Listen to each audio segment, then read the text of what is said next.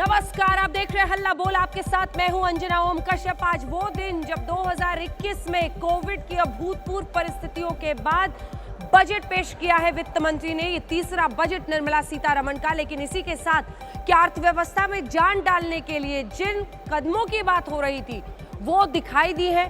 क्या इसके जरिए अर्थव्यवस्था में नए सिरे से एक बदलाव हम देखेंगे?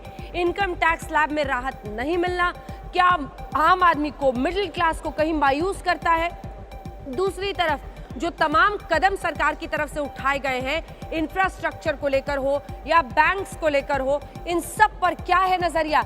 आइए सबसे पहले आपको अपनी ये रिपोर्ट दिखाते हैं, फिर चर्चा की शुरुआत करेंगे। हमारे साथ दो बेहद खास मेहमान, सचिन पायलट, वरिष्ठ नेता कांग्रेस पार्टी के जुड़ गए हैं, जयंत सिन्हा साहब जो कि वित्त मामलों की बेहद अच्छी समझदारी रखते हैं और जानकारी रखते हैं, वो हमारे साथ जुड़ गए। लेकिन पहले ये रिपोर्ट।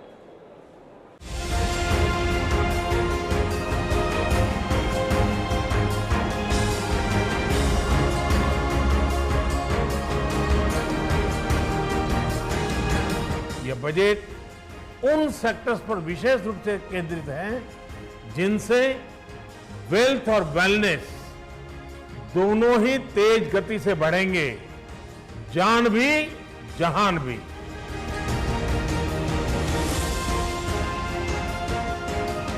Health and wellbeing. वित्त मंत्री ने कोरोना काल का पहला बजट पेश किया तो हेल्थ सेक्टर के लिए कई अहम ऐलान किए। कोरोना वैक्सीन के लिए 35,000 करोड़ रुपए खर्च किए जाएंगे। 64,180 करोड़ रुपए के बजट के साथ प्रधानमंत्री आत्मनिर्भर स्वस्थ भारत योजना शुरू होगी। इससे 70,000 गांवों के वेलनेस सेंटर्स को मदद मिलेगी। 602 जिलों में क्रिटिकल केयर हॉस्पिटल शुरू होंगे। Health systems.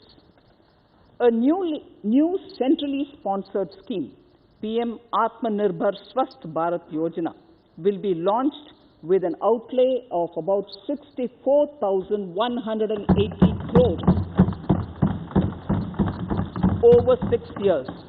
This will develop capacities of primary, secondary and tertiary care health systems. बात जान की है तो जहान की भी। बजट में इंफ्रास्ट्रक्चर को मजबूत करने के लिए कई ऐलान किए गए हैं। इंफ्रास्ट्रक्चर सेक्टर के लिए डेवलपमेंट फाइनेंशियल इंस्टीट्यूट के लिए बिल लाया जाएगा। इस पर खर्च 20,000 करोड़ रुपए होंगे ताकि 5 लाख करोड़ रुपए का लैंडिंग पोर्टफोलियो 3 साल में बनाया जा सके। पब्लिक इंफ्रास्ट्रक्चर को मोनेटाइज करने पर ध्यान दिया जाएगा। नेशनल मोनेटाइजेशन पाइपलाइन लॉन्च होगी।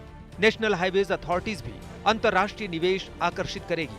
रेलवे भी फ्रंट कॉरिडोर को मोनेटाइज करेगी। जितने भी सरकार के जमीनें हैं उसको बेचना और जितने भी पब्लिक सेक्टर्स है डिसइन्वेस्ट करना, यानी जो एश्योर्ड एम्प्लॉयमेंट है उसको भी निकालने की उन्होंने कोशिश कर रही है। तो ऐसा है इस बजट में खासकर गरीबों के लिए कुछ भी नहीं है।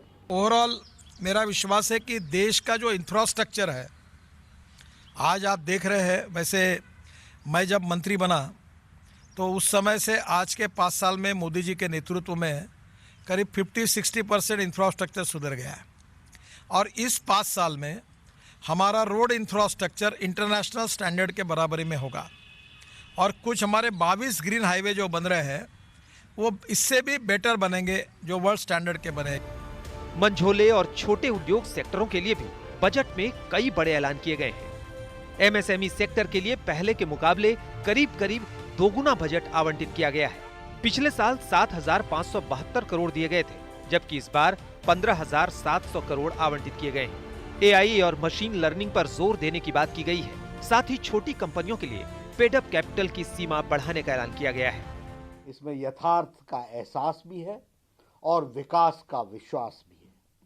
यह बजट सभी वर्गों, बुजुर्गों, युवाओं, महिलाओं, संगठित एवं असंगठित क्षेत्र के मजदूरों, छोटे बड़े उद्यमियों की आशाएं और आकांक्षाओं को पूरा करने वाला बजट है।